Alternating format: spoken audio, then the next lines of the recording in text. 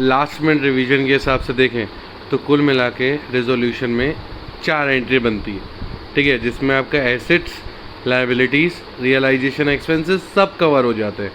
अगर हम बात कर रहे हैं, अगर हमें एसेट रियलाइज्ड हो रहे हैं, ठीक है, तो अगर जैसे आपके पास स्टेटमेंट हो कि assets realise in cash whether it is stock और एनीथिंग, अगर हमारे पास एसेट्स हमें रियलाइज्ड हुआ है कैश में, एसेट्स रियलाइज्ड इन कैश, तो आपको कैश आएगा, दैट मीन्स कैश या bank account debited to realisation. कब? जब हमें काय में होता है, कैश में या बैंक से, ठीक है। सेम चीज़ अगर वही सेम चीज़ पार्टनर ले जाता है, ठीक है, क्या हो गया, आप कौन ले गया, आपके पास से पार्टनर, अगर वही एसेट्स पार्टनर ले जाते हैं, if assets realise by partner, ठीक है, टेकन ओवर बाय पार्टनर, तो अगर पार्टनर ले जाता है तो ये जो कैश और बैंक है इसकी जगह क्या आ जाएगा, कंसर्न पार्टनर, जो भी नाम है उसका, concern partner to realisation account. कब? जब कौन लेके जाता है, पार्टनर, कैश में कैश टू रियलाइजेशन, पार्टनर में पार्टनर टू रियलाइजेशन। ये 2 सेगमेंट काय के थे आपके एसेट्स के, ठीक है। वहीं पे अगर हम लायबिलिटीज़ की बात करें तो लायबिलिटीज़ में क्या हो जाएगा, if liabilities are paid in cash, या हम कैसे पे कर रहे हैं, बैंक से पे करेंगे तो पैसा जाएगा हमारे पास से, यानी रियलाइजेशन को हम कर देंगे डेबिट, यानी एंट्री हो जाएगी realisation account debited to cash या बैंक। यही लायबिलिटी में भी फॉलो होता है और यही पे रियलाइजेशन एक्सपेंसेस, डिसोल्यूशन एक्सपेंसेस, जो भी नाम दो, सब जगह यही फॉलो होता है। यानी क्या होगा, रियलाइजेशन टू कैश या बैंक कब, जब हम लायबिलिटी पे कर रहे हैं, किसी भी नाम से गिवन हो, that creditor realise for ₹50,000 in full settlement of 48,000, आपको उससे कोई मतलब नहीं है, आप ये एंट्री पास करेंगे।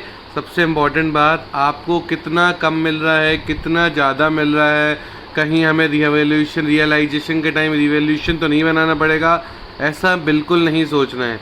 जो भी अमाउंट मिल रहा है, जितना भी मिल रहा है, कम मिल रहा है, ज़्यादा मिल रहा है, उस वैल्यू को रिकॉर्ड कर दो। चाहे 42,000 की एसेट 35 में रिकवर हुई, या 35,000 की लाइबिलिटीज़ को 70,000 में चुकाया, 60 में चुकाया, it's none of your concern. आपको उसको सिर्फ पे करने से मतलब है, आप उसको पे करोगे, आप 20 से अलग हो जाओगे। लाइबिलिटी अगर कैश बैंक में रियलाइज होती है तो कैश बैंक आ जाएगा। अगर लाइबिलिटी कौन पे करता है, बाय पार्टनर पे कर रहे हैं, तो realisation account debited to concern partner. ये 4 एंट्री अपने गाय की देखी।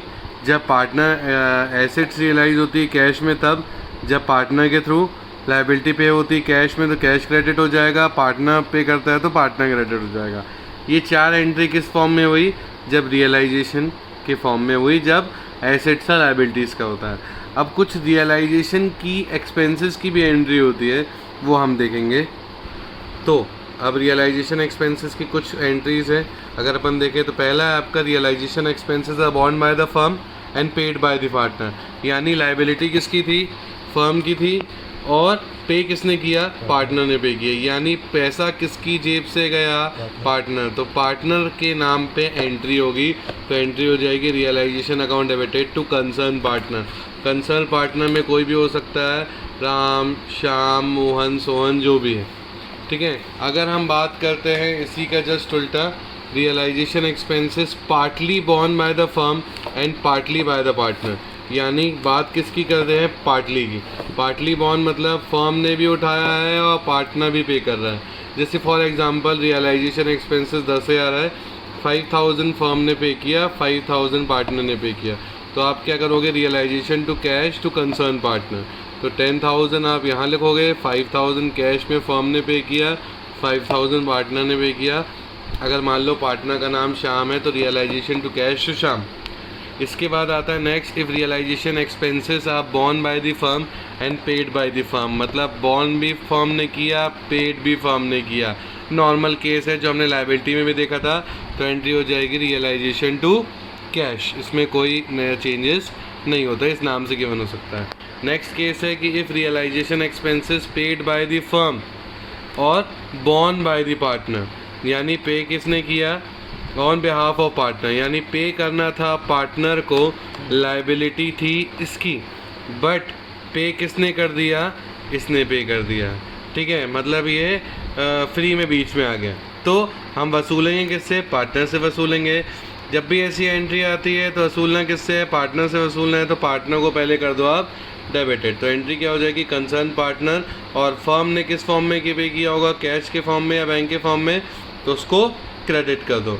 नेक्स्ट एंट्री जो लास्ट एंट्री होती है, if realisation expenses are borne and paid by the same partner, यानी पे भी राम को करना था और पे भी राम ने ही किया है, तो उसकी कोई भी एंट्री पास नहीं होती। Simple, clear.